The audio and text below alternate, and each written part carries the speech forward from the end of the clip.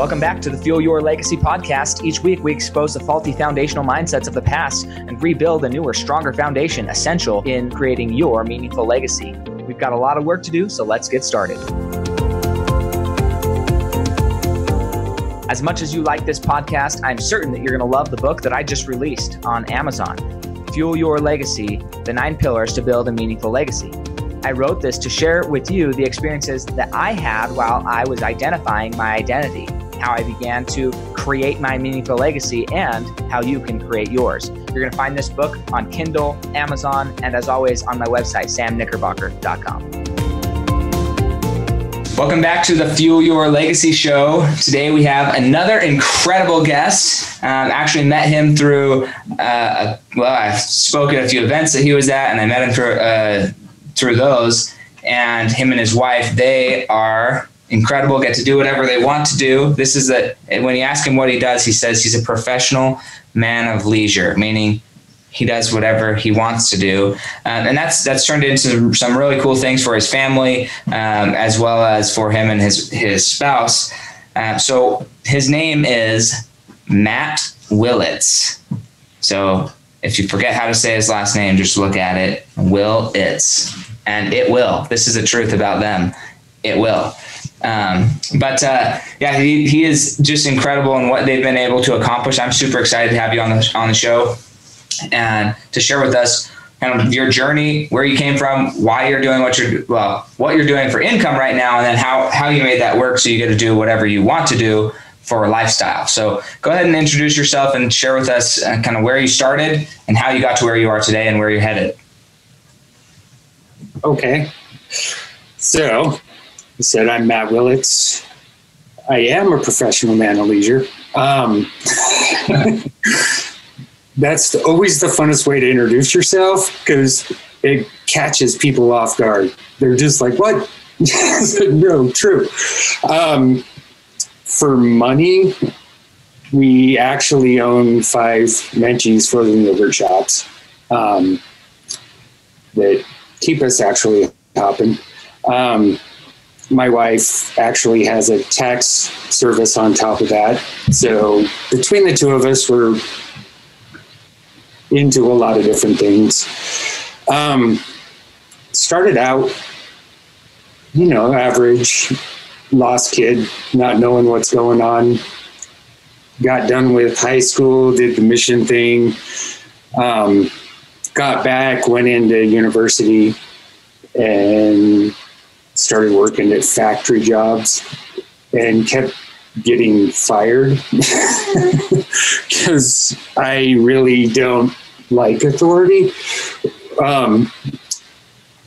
So my wife at the time, her dad has always owned tax services, and he got involved with Jackson Hewitt, and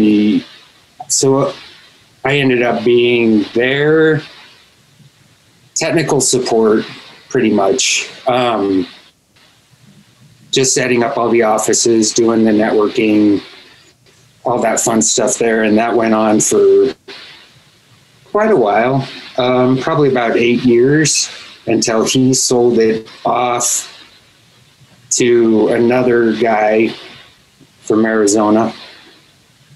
And we just maintained and continued to do what we were doing for another boss, which was different to have a boss. And at the time, I was wanting to branch out.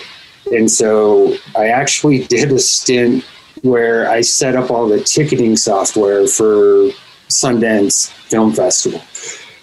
And by the time I was done with that, I realized that I didn't want to be in networking anymore because those people are great at making movies, but they're horrible at when they don't get what they want. They're like little children. They just whine. So basically Sundance put me off to ever wanting to do that again. And at the same time, it was around the time that the crash happened in 2008. And we saw the writing on the wall that the guy who was running the tax business that had us employed at the time, that was going under. And so we actually Shauna made a bunch of money day trading right after the crash.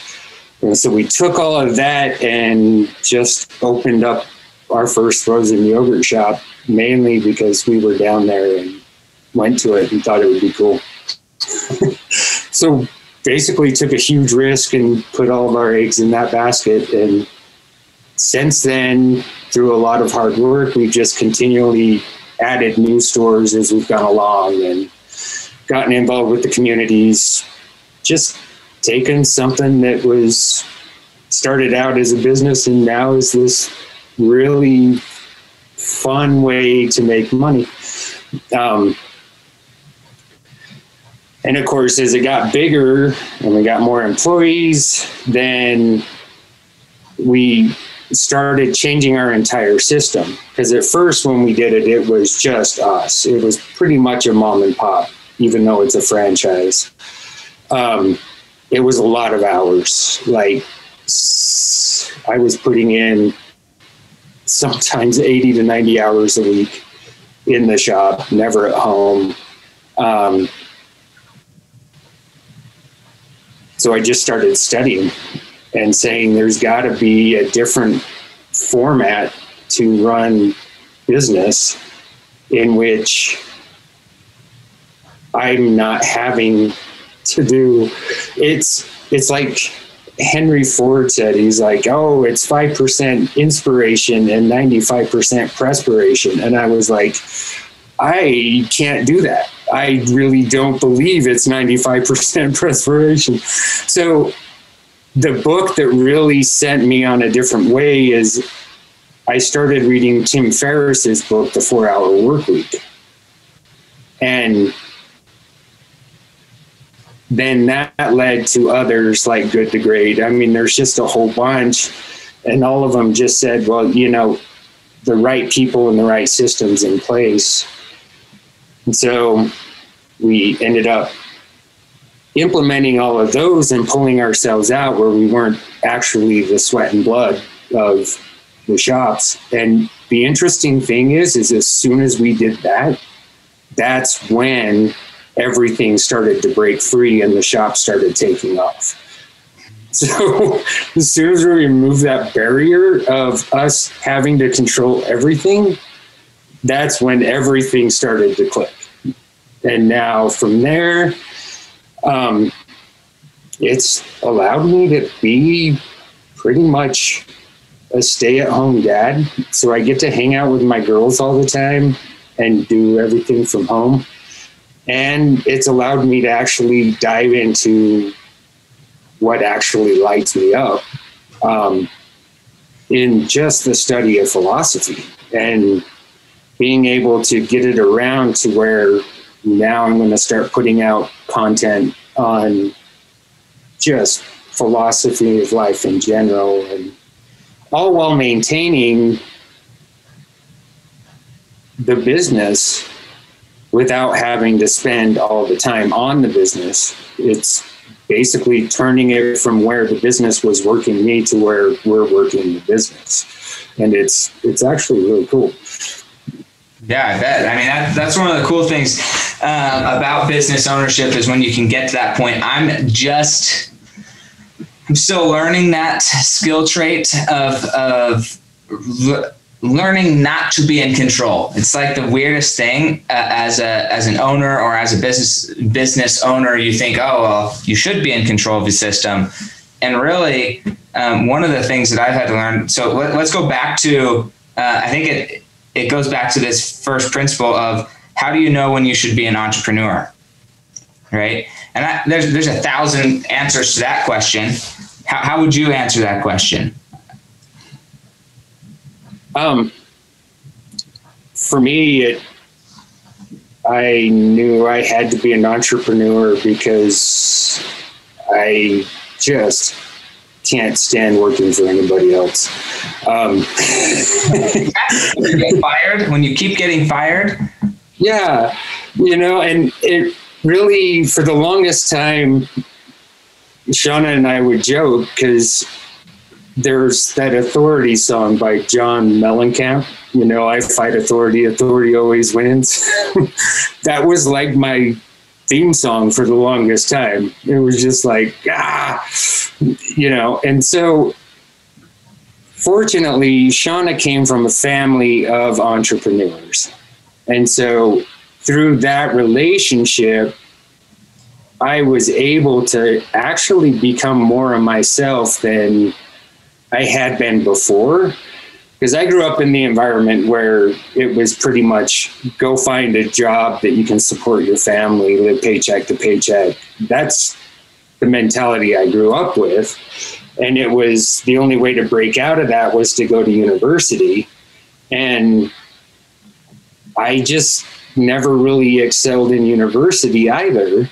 Not because I lacked the smarts to actually go through and learn while I was there. It was the structure that was the hardest for me. Like I would go and show up for the first day and then show up and take the midterm and then show up and take the final, having just read the book all myself and then the rest of the time not be there. And of course, it just hit the point where I was like, all right, I'm better off learning on my own. It's pretty much, I just have the personality where I like to know that I'm self-sufficient. It's everything I do. Like even if the Menchies were to go and fall under and we were to fail at that particular part of the business, I know that no matter what, I'm going to be able to bounce back up and do my own thing for the rest of my life. That's just, to me, that's the definition of an entrepreneur. Yeah, I think it comes down to gaining that confidence, because there's a lot of people who see that lifestyle. They see your life, they see Shauna's life. Some people see my life and then they say, well, why can't I do that? Why am I struggling at that? We're doing the same things. I mean, I know that you guys are looking at a Menchie down in Arizona that's potentially ready to be purchased. Yeah. We're always just ready for an opportunity. People just get a hold of us as they put them in and they're like, oh, well, we're closing them down. And we're like, well, we have the system in place. We can buy them on the cheap. So whenever that opportunity arises, it's that thing of we don't ever stop really when an opportunity is that good and it just feels right. It's like, yeah, you just bring it into the fold. You make it work. That would even be for like, if we ran across another restaurant or another small store that was about ready to close and we had the opportunity to buy it. We're just not locked into Menchies in general. We're just locked into opportunity because we know the system we've created to run a small retail business can translate into pretty much anything. Yeah, exactly. So when you are, and I've talked to a few different people who are either franchisees, they're franchise marketers, they're franchisors. I've talked to a wide range of people. Did the specific franchise that you purchased, did it not have a system? Like was there, from the franchisor looking down, was their system designed to be an owner operated, or was it designed to be a have a system to step out? Because it sounds like you created your system, and sometimes you see somebody else who has a system. This happens all the time for me, at least. And you see their system, you're like, that doesn't make any sense to me. And so it's fighting it. And until you create your own system that makes sense for you and how you want to operate in life, that's when the system can take over. So they might have a system, but maybe just not a system that matches the lifestyle that you want to live. And so you have to create a new system. So anyways, talk about that a little bit, because I'm just curious. So we were fortunate in the fact that we were one of the first franchisees for Menchies. So they had just started going. We got in, I would have to check, but we were within the first 50 people to open up altogether. Now it's based out of California, and when we opened, they were just getting their team put together and still learning the systems. So we opened up here in Utah, and everything they sent us really didn't work because yogurt machines are fickle. They didn't take into account like elevation changes and everything like that. So for the longest time, they were wondering why, because I mean, when we opened, it was a struggle. We opened up and we were pretty much bottom of the food chain, like making the least amount of money out of anybody who'd opened up a Vinci's. And so we kept trying to use their systems, and it just wasn't working to get the business up and going. And so in classic sense, we just kind of took what they gave us, took the parts that worked, and then invented systems on our end that correlated enough with the franchisor that they wouldn't come back and say we're gone rogue and just doing it on our own. But yet, so we basically took it to where we became the ones that added a lot of the system that you get when you buy a Menchie's. That came from the work we did here running the Menchie's, because we just decided, well, we're not going to sit and wait for them to tell us what to do. We're going to become part of them creating the system. And then that way, it actually became mutually beneficial for both us as the franchisee and the franchisor. Like, case in point, when this whole, I call it the virus that shall not be named, because I hate having to name it. I mean, we had to go and change our entire method in 5 stores overnight. Like, our entire business model changed in less than 24 hours.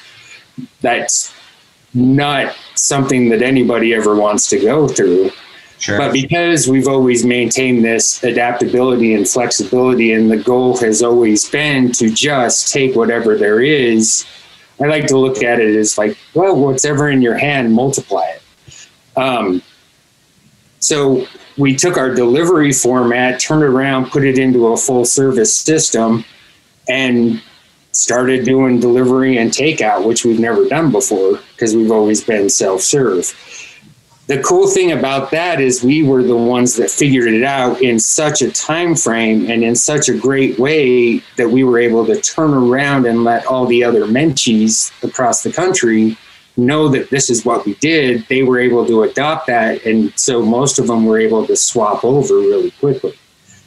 That's just because we weren't waiting for instructions. It's just do it. And to go to your thing that you really love, philosophy, I think that right there is a philosophy about life that a lot of people, they don't have. And I don't know if it's trained out of them, if it's just genetic. I really haven't been able to identify where inside the human genome or wherever it is that some people are naturally creators. I think everybody has the ability to create, and everybody has the ability to do that. But and if you look at most children naturally are creators, but there's a point in time for whatever reason that switches, and they are just reacting. They're just surviving. They're just making sure, hey, well, if my business fails, then I can blame it on the franchisor. So I'm not going to do anything. I'm going to blame it on the franchisor rather than saying, well, I'm not going to fail. And if they want to come and get mad at me for being successful, that's never going to happen because they're going to be grateful that I contributed. And I'm not sitting here saying, oh, well, this is only my success. I'm not going to share it back up the chain.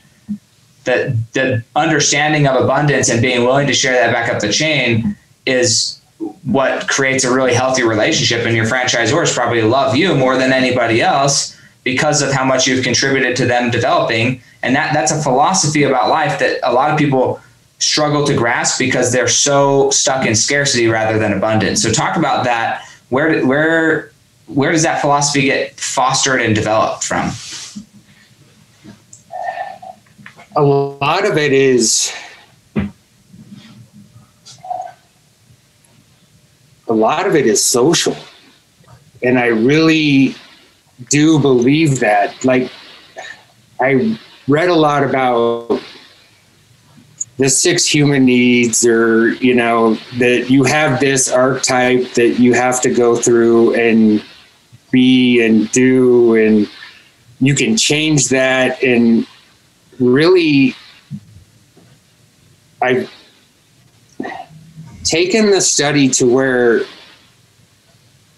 instead of just looking at it as personal development, I thought, okay, so we're human, we're sapiens, and the only reason that we have become the top of the food chain isn't because we're the strongest or we have the best senses or everything else. It's that we have reasoning capability. And the other aspect of that is that we are social creatures. Like, we decided to just build societies where each person has their own task so that the whole gamut gets covered instead of just trying to go it alone. And because of that, we take a lot of, they say it almost best in Toltec wisdom. I don't know if you've read Don Miguel Ruiz or not. He wrote the book called The Five. Anyway, it's Toltec is the old Aztec religion, down just outside of Mexico City. And they talk a lot about domestication, which is while we're being raised, we become aware of the world, yet we sit and wait because that's when our mirror neurons are the most active. So we learn most everything by imitation. And because of that, we form these beliefs as we're young that are really not our beliefs. They're the beliefs of the society around us in general. And that's how we've survived. It's complicated but simple in the fact that most people do have these beliefs and most people just don't ever question them.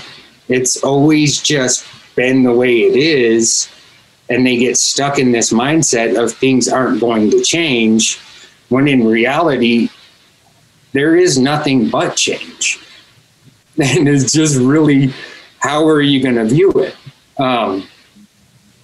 And I don't know if I feel like that worked a lot better in the past, before technology and before such rapid communication and even transportation, because now, like in the past, that the tribalistic nature of us adopting our society or our culture and living in that culture, the tribalistic nature of that was really beneficial, because then when we approached another tribe or another culture, then we could see the clear differences, and it was still safer in that group. Now we almost have gone back to an individualistic nature, anti-society, individualism, but in a negative way, where, well, I guess both of them are not the best, but where we're now saying everybody should adopt our individual culture, and if they refuse to adopt our individual culture, then they're bad and wrong, rather than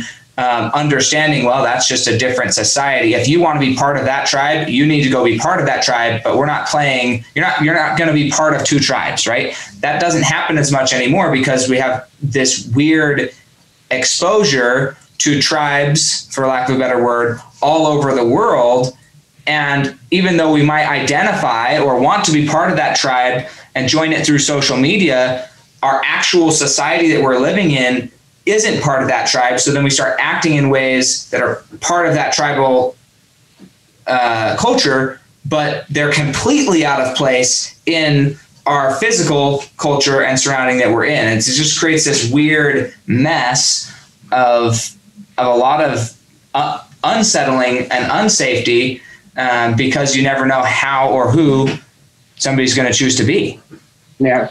I just finished Escape from Freedom by Eric Fromm, and he goes into depth on that exact idea, which we all assume during the Enlightenment, we all became individualistic for the first time. We decided, okay, we're actually going to take and say we're free. And at the same time, it was a big change in society where that's when religion and old cultural norms that we've been taught and raised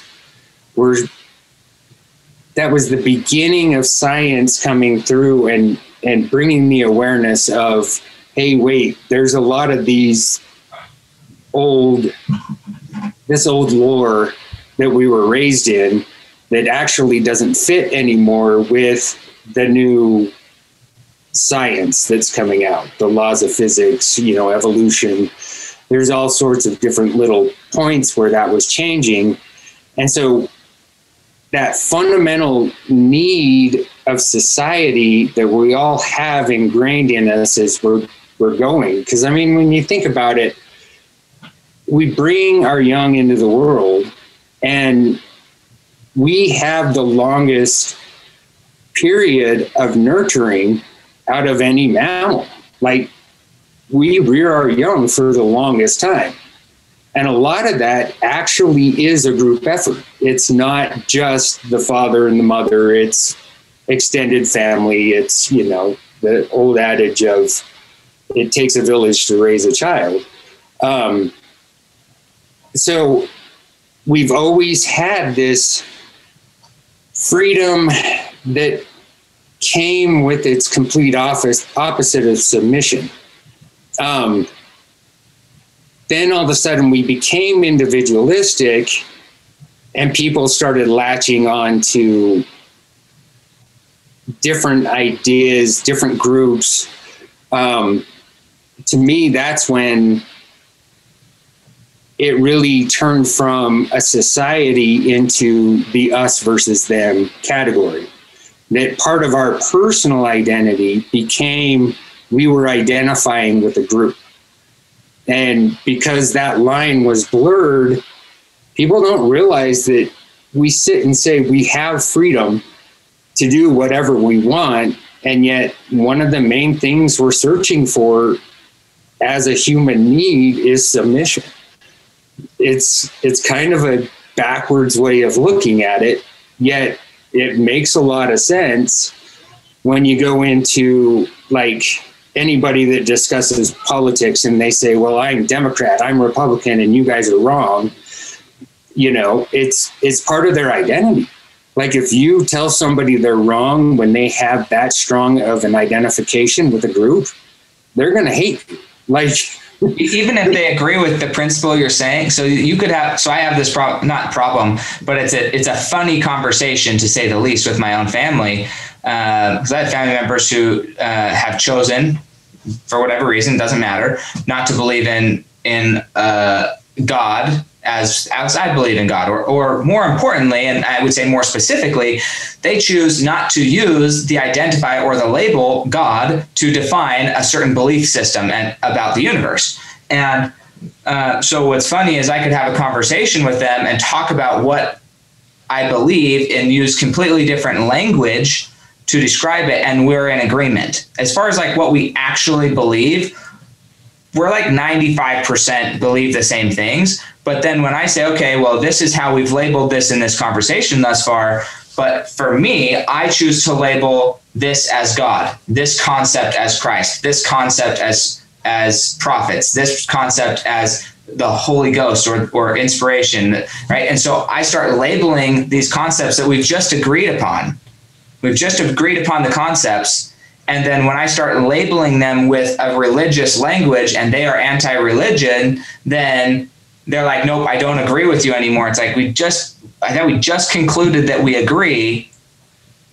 So what do you mean you don't agree with me? I don't agree with you. I'm like, well, we just concluded that we do agree. I'm just using a different word or more importantly, a different sound to define or to label the belief. The belief is the same. It's just what I choose to label it. You can use something else to label it. Nope, I don't agree with what you believe. And it's like this, it's this weird concept. So yeah, the identifier, and if you try and not necessarily attack, but change what they identify with, there's a lot of resistance there, because then it pulls them into a group they don't want to be a part of, or it pushes them out of a group they don't want to be excised from. And so they hold on to the labels more than they actually hold on to the beliefs. Yeah.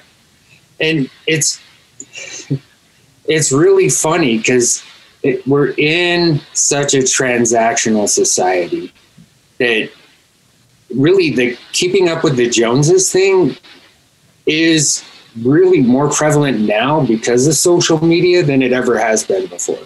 Like, people get on there to see, like, watching reels the other night, I'm like, why is everybody getting on and showing us their dance moves? Like, I don't understand that. It's beyond me.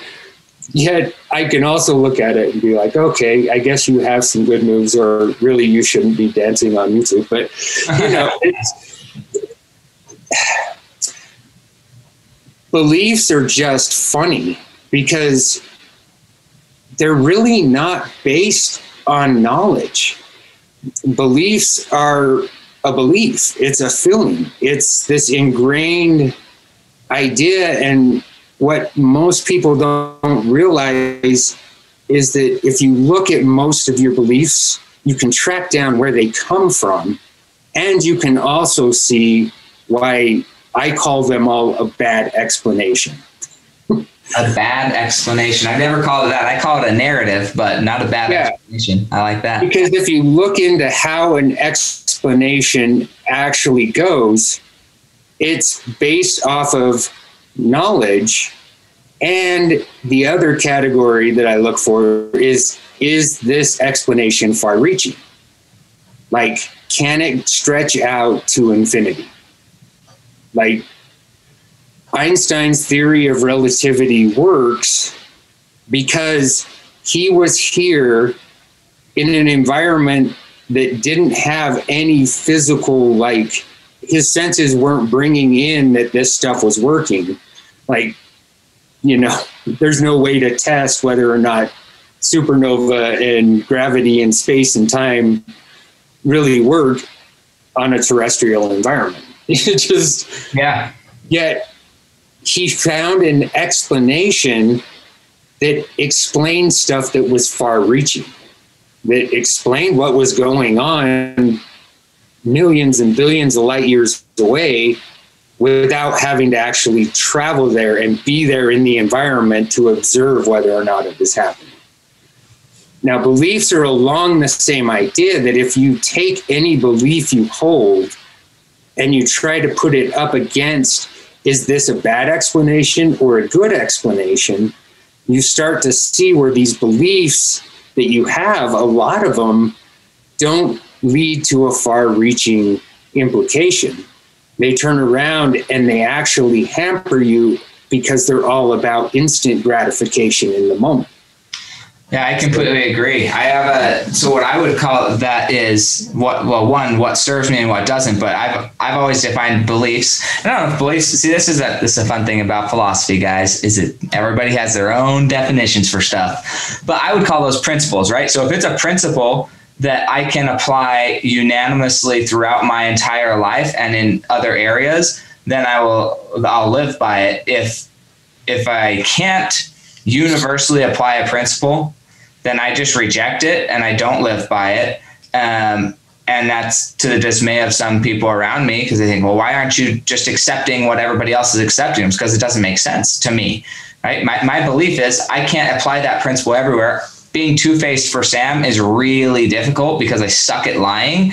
And so, like, it's way easier just to be me in the moment and not have to cover my back. If I happen to tell somebody something one day and I tell them something different the next day, it's not because I'm intentionally lying. It's because I feel different that day. So the answer is different that day, you know? And so, and that's an interesting concept of that your belief in far-reaching, I've never heard it said excuse or a bad explanation. I've always said what serves you, because this is the thing for me. I think that good and bad have, because of our society and the way our culture has used those words, then there's an actual electromagnetic feeling to good and bad, to those words, good and bad. There's an actual change in energy when somebody is told that they are good or bad, or feels that what they've done is good or bad. And so to hack their feelings, because otherwise they're going to feel this, to sidestep all that ingrained behavior and response, then I have in large part removed the good and bad language out of my vocabulary and the way I communicate, and instead replace. I mean, again, the same concept. If for somebody looking at it, it's the same concept, but does it serve your objective or not serve your objective? Right? Your objective may be different than mine, so a bad choice for Sam, quote unquote, might be a good choice for Matt, and vice versa, because our objectives are different. Thus, there is no real good or bad. It's just what serves your objective the best, or what narrative are you using, or is that a good explanation or a bad explanation based on your objective? Yeah, and that's the cool thing is if you break it down, like the reason philosophy is so cool, and it really just lights me up. Like everybody talks about that, but I mean, I sit and read books that most people wouldn't even pick up, and I do it for fun, because it lights me up. Like I love to take other people's ideas and run them through the ringer inside, and then they always come out as mine. So this idea of everybody searching for an original idea, or what's going to set them apart, or be a high performer, or go after success, that power is always in you all the time, because no matter what you take in through your physical senses and run through the ringer or your reasoning, is going to come out as an original idea that nobody else has ever had. And just living that concept for everything, like even our conversation today, now I've got lots of new things that I can be like, whoa, there's a cool perspective that I can actually run through. And when it comes out, like I journal, I call them the morning pages, but every morning I write anywhere from 3 to 5 pages longhand, but that's when all of it comes out, because I don't sit and think I'm doing this for this reason. I just let it flow. But a lot of these ideas will come out after being through the ringer. And then I get the surprise of being like, whoa, that's pretty cool. Where did that come from? Yeah. How do I trace that thought back? So I'm curious, because you had mentioned some things in the very beginning, and I wanted to touch on those. So what is it about having too much? Because I think this again, going back to the philosophy of these, it changes. This is applicable in every area of your life. And how do we use the concepts of philosophies and the principles to apply this to every area of our life? So when you had mentioned that your business really took off, it really was able to take upon a life of its own when you decided to stop babysitting, when you decided to get out of it and let the system go. Why is that a principle of importance? I know for me, it's the same thing. The more I step out of my because I'm running a business as well. The more I step out of my people's life, my business partners' lives, and say, look, here's the stated objective. We're going to track what you're doing, but I'm not telling you what should or shouldn't happen. Just here's the stated objective. Let's get there. The more and more I step out and stop trying to control what's going on, the more successful everybody becomes. So why do you think that is, and how do we adopt that into other areas of our life, like parenting, being a sibling, a child, being part of a family unit, a religion? How do we adopt that same mentality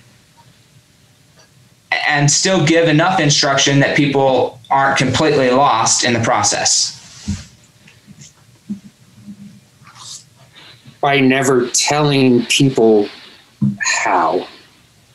Like, how is a question that, if you really look at it, activates mirror neurons in our brain. So we basically, when we ask the question how, we automatically get into a mindset of looking around and observing others perform a physical task, and that's how we come up with our how. So it's a primitive way of learning a how. We mimic. There is no reasoning involved when we ask the question how. So one of the first things I do is, every time I see that I'm asking a how question, because I don't want to mimic anybody, I want to allow the process. I want to run everything through the ringer and see what comes out, because that's just me. So I change it automatically to a why. And as soon as you do that, it actually engages a different section where mirror neurons aren't where you're learning. You're actually using your mentality and your reasoning to bring it in and link it up with your senses, and then just go for it. It comes out a lot differently by just changing the question. I almost look at it like, I'm a big fan of the difference of can and will. Like, when you go up to somebody and you say, hey, can you do this for me? For me, the first thought that's going through their head is, they're sitting there taking the time to say, do I actually have the capability to do this? Where if you were to turn it into, hey, will you do this for me? You're actually implying, I know you can, or I wouldn't be asking you, are you willing? And so it's just this whole different way of looking at it. So to get back to the nub of it, because I do go off on tangents and then try to bring it back. As we all do. Really, it's not giving instructions to anybody on how to learn anything. It's opening up their mind to say, you already have the tools. I know that you can figure it out. And then just trusting that with the right, any bad explanation can be turned into a good explanation, or any problem is solvable with the right knowledge. And usually the right knowledge comes more from a philosophical basis than from direct instructions or mimicry. I would agree with that entirely. I changed a philosophy in, God, it's so funny that I don't read a lot of philosophers. I have in the past, but I don't read a lot now. And what goes back to another thing that you said, that there's a time where consuming is there's benefit to consuming, and then at some point it has to turn into, okay, I need to start actually producing something here. And so I went through that process. I listened to like a book every week and was deeply in my head consuming. And then my head just was like, okay, I'm done. I got to go produce. So I haven't read very many books in the last 2-3 years because I just wanted to start producing more. But one of the things that I changed in my philosophy with my team, and this is all semantics, right? It's about redefining words or creating a tribal language where a word means a certain thing and everybody knows that's what the word means. So I changed the wording in my team of people that I work with, of responsible and accountable. And I said, look, the philosophy behind responsibility and accountability, my perspective is, if you do the inverse of those words, are you able to account or are you able to respond? Okay. And my opinion is that if you're just able to respond, then you're basically a professional victim. right? You are just simply responding to outward circumstances, and good for you. You're a great victim, but not a great creator. A creator is accountable. A creator is somebody who's seeking for growth, and when they do something, they account for it. They say, okay, just like in accounting, let's get the balance sheet out. This was the objective. 0 was the objective. I came up short. Now I've got to account for that, and I'm okay with that accounting process. So are you able to account, or are you only able to respond? And I basically told everybody in my circles that I don't want people around me who are responsible. Right? If your goal is to be responsible, I'd rather not be around you or have you in my circle. I want people who are accountable. I want to surround myself with people who are accountable. So now when I'm bringing new people into my team and I'm vetting them and saying, hey, are you really going to be a good fit for our business? I'm asking them, hey, well, are you ready to be accountable? Because if you're just going to come in and think you're going to be responsible, I already know it's not going to be a good fit. You better go find somewhere else. But if you like the idea, like the philosophy of being accountable, then that changes the whole entire interaction. And now rather than being a babysitter and having to, like, for him, you do Menchie's, but like if you had to call every one of your kids and see how your kids are doing, or call every one of your managers and see how your managers are doing, or call everybody on your team and see how your team's doing, that takes so much time, rather than every one of them accounting or reporting back daily how they're doing, what they need to work on, what they need help with, so you can be more efficient with your time and just giving the education, training, leadership that's needed to that individual, because they're accountable and saying, hey, this is what I need, rather than you trying to find out what they need. And so anyways, that philosophy has changed my whole business, just by making sure everybody in my circles knows, hey, Sam only wants to deal with accountability. And if you are not being accountable in my circle, I won't recognize you. Like I will just, and that sounds harsh, but it's like, I don't want to work with people who aren't accountable. If you come into a victim excuse, oh, well, this happened, I say, hey, that's nice. So what are you going to do about it? Like what's the accountable side of this? Because if we're just talking about victimization, we're going to stop this conversation right now. Like, I don't want that in my life. So I think that's huge, understanding the perspective of changing the philosophy of an organization changes the easiness, we'll say, of it taking on a life of its own. Yeah. And a lot of it is finding a team that is like-minded, that is looking for the same thing that you are, in the fact that I hire my best managers are the ones that I know aren't sitting around waiting for instructions. Like, they don't need to be told what to do. Yet when they hit a spot where they know it is something that they're not familiar with, they know where to go look for the right person who has. And then you don't deliver that in the instruction thing. You guide them through and say, all right, so analogies are the best. You can take pretty much anything. And because they have to think the story through, then it's engaging the why process instead of the how process. So anytime anybody comes to me and is asking me, well, how did you do this? They're most likely going to get a story or an analogy in return that doesn't answer the question, yet they can find the answer by following the story.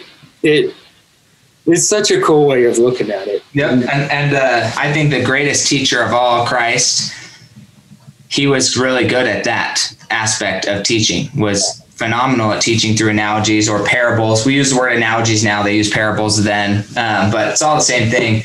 I think that's awesome. So we are running out of time, which is unfortunate because I like these conversations. We have these conversations every time we meet up, and they're great. But what if somebody wanted to either have a philosophical conversation with you, to help you expand your mind, help them expand their mind, or they want to, because I know you're going to start writing books and you're going to start doing more things there. How could they get a hold of you, or where do you want them to interact with you? Do you just want them to go to Menchie's, say, hey, I know this guy, I heard him on a podcast, or where's the best place to interact with you?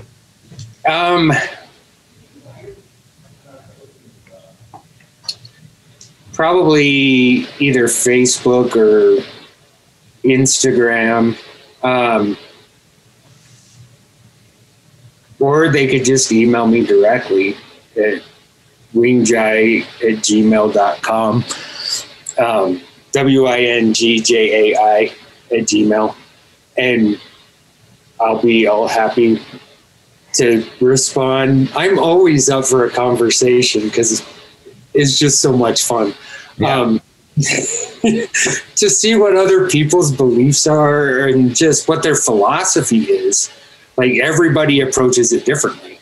And it's just, I love having discussions where both parties walk away with enough stuff to go, whoa, all right, I haven't ever thought of it that way before. I'm going to take a minute to actually run that through and see.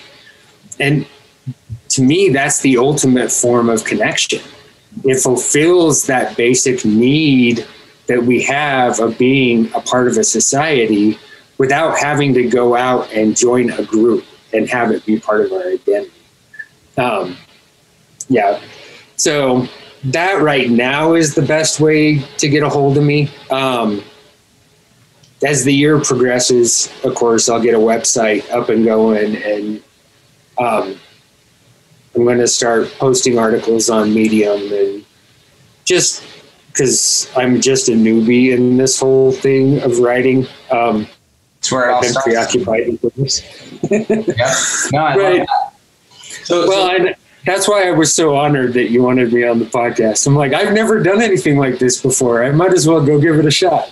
Yeah, no, after talking to you those 2 times, I was like, man, I just think more people need to be exposed to more ways of viewing the world.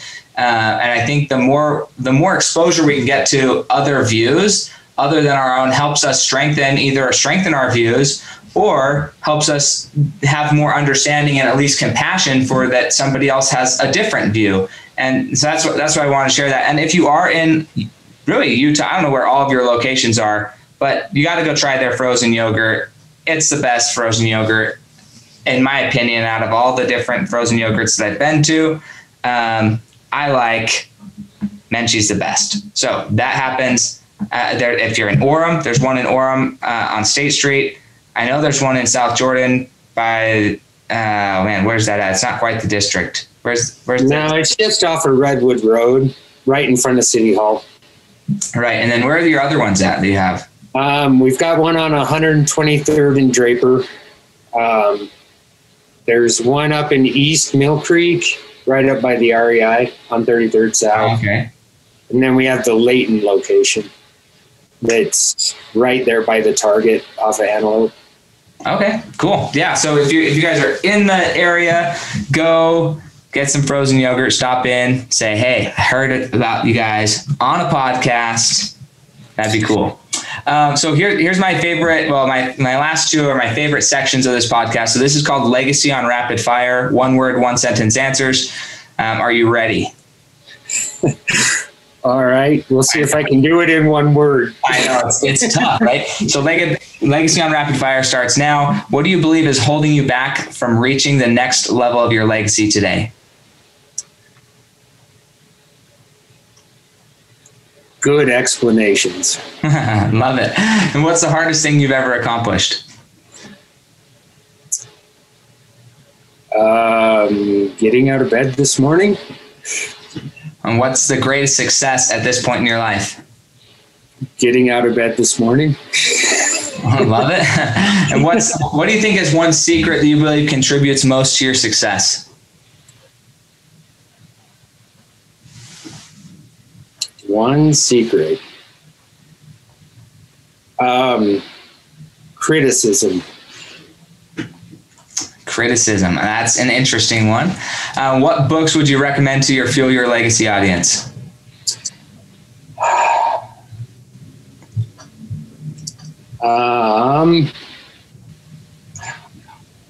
This is the hard part because every book I read is my favorite. I know. One of the most intriguing, because I don't want to give anything that is too deep.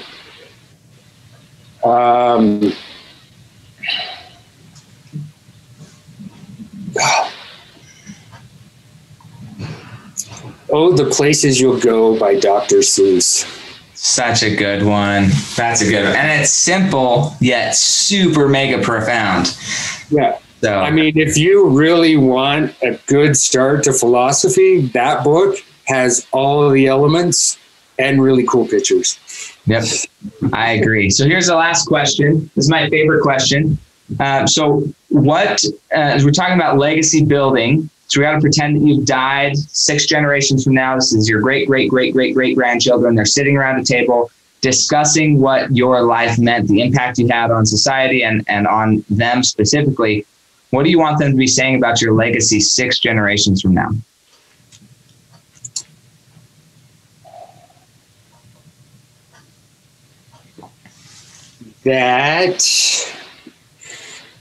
Well, first off, I would want them more to not be talking about me in general. It would be the philosophies that I put in place and how great of a foundation they were for others to build their own philosophies off of. I love it. So you just want to be part of the tapestry of time so other people can grow on top of whatever building blocks you put in place while you're here. Yeah. And that's pretty much all we all do, if you think about it. I agree. The great ones, it's the philosophy, and that's what's so cool about it is, yeah, you run it through the ringer. It's an original thought. And yet somebody can take that and use it as a foundation to jump off. Like if you take Newton's laws and then you take Einstein's theory of relativity, they're completely different and they almost void each other out. Yet if Newton would never have come up with his laws, then Einstein would never have had a starting point to come up with the next one. And then here in the future, what it's going to be is Einstein's theory will actually be built upon and morph into something totally different. But that would never have existed if Einstein hadn't have come up with his theory in the first place. So to be part of that progression, that would be the best legacy to leave for anybody. Awesome. I love it. Hey, well, thank you so much for taking your time, taking out of your busy day of leisure to spend time with us here on the Fuel Your Legacy show. And I'm definitely go check out his Menchie's stores. If you're in location, then you go follow him on Instagram and Facebook, Matt Willits. Search that and you'll find him. Anyways, thank you so much, and we'll catch you guys next time on the Fuel Your Legacy show. Thanks for joining us. If what you heard today resonates with you, please like, comment, and share on social media. Tag me, and if you do give me a shout out, I'll give you a shout out on the next episode. Thanks to all of those who've left a review. It helps spread the message of what it takes to build a legacy that lasts. And we'll catch you next time on Fuel Your Legacy.